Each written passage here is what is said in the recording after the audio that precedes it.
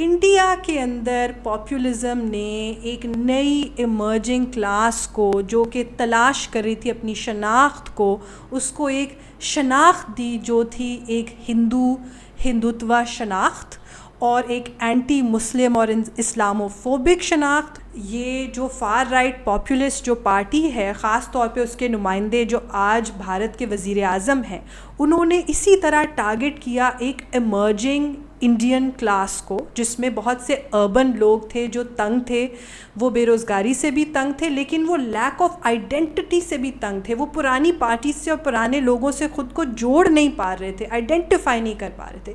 And there he targeted the religious sentiment.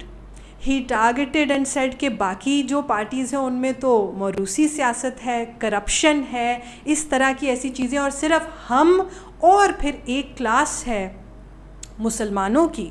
کیونکہ populism کے اندر آپ نے دشمن بھی کریٹ کرنا ہے. ہاں بالکل. اور ایک ایسی شناخت کہ بھئی اگر یہ سب نہ ہوتے تو انڈیا اور تم سب لوگ ایک گریٹ پاور بن سکتے ہو، لیکن تمہاری آڑ میں صرف کھڑی ہے پرانی سیاسی ایلیٹ، کرپٹ لوگ، جاہل گوار جو ان کے سپورٹرز ہیں، اور انفارچونیٹلی ریلیجس مائنورٹیز.